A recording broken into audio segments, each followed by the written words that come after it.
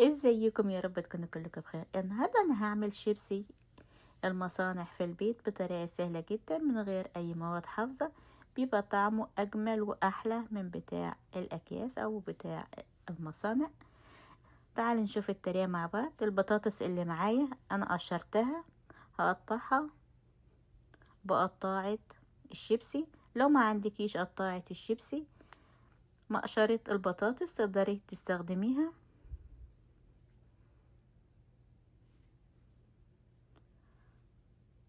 هقطعها بالشكل ده. هخلص كل الكمية اللي معايا في الوقت ده.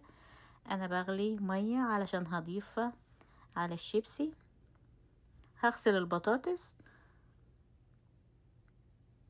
معايا 2 بولة، نص معلقة ملح كل واحدة. هضيف رش الشطة، معلقتين عصير ليمون. في البولة التانية هضيف خل. هنزل بالمية المغلية. البطاطس هوزعها على البولتين. انت بالنسبة لك اي طعم انت حابة تستخدميها هتستخدميه بنفس الطريقة. لو حابة تستخدمي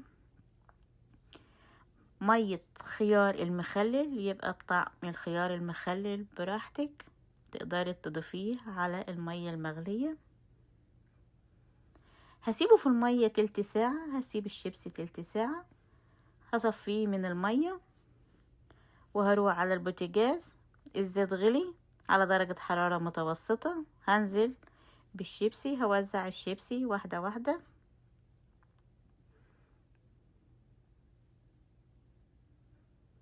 بالشكل ده. انتوا عندكم بطاطس احلى، احنا البطاطس اللي عندنا مش حلوة في التحمير، علشان كده هتبقى واخدة اللون الاحمر. انتوا البطاطس اللي عندكم بطاطس تحمير، فهتبقى لونها فاتح عن اللي انا عاملاه، علشان محدش يقول لونها غامق. البطاطس اللي عندنا مش حلوة في التحمير. والناس اللي معايا هنا ما تستخدمش البطاطس اللي هي بتبقى صفرة، علشان هتبقى مش حلوة خالص. على درجة حرارة متوسطة هبتدي اقلب في البطاطس او الشيبسي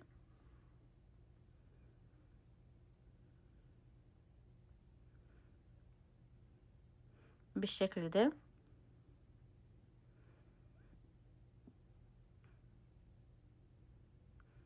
احلى شيبسي هتاكليه من غير مواد حافظة، طعمه جميل جدا وما بيبقاش شارب زيت.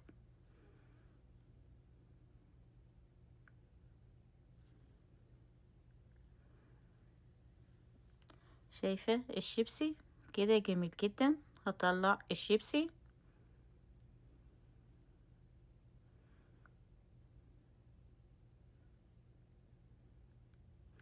هطلع الشيبسي على مصفى يقعد كريسبي الوقت كله، ولو في اي زيوت هتتصفى.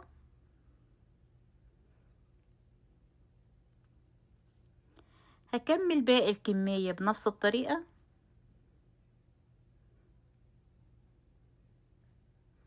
هوزع الشيبسي.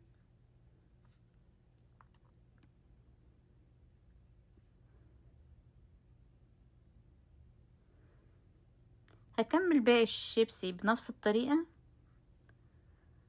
شايفة الشيبسي كريسبي وجميل جدا.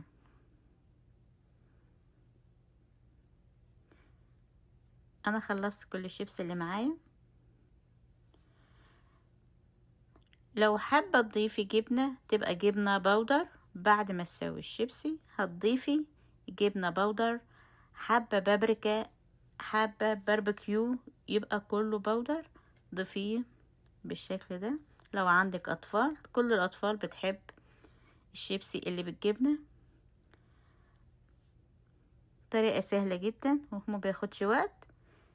شايفة الشيبسي هتصفيه في مصفى علشان لو فيه اي جبنة زيادة.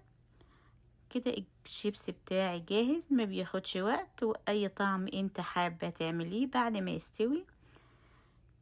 بس اهم حاجة يكون الطعم بودر. بعد ما يستوي هتضيفي البودر، هيبقى احلى شيبسي عندك عملتيه في البيت من غير مواد حافظة. وان عجبك الفيديو لايك وشير، اكتبي لي كومنت. اللي ما عملش فولو اعمله فولو علشان يوصلك شعار باي فيديو جديد ينزل. تابعينا على قناة اليوتيوب مطبخ مرمر، فعل الجرس علشان يوصلك كل جديد. اشوفكم في فيديو جديد.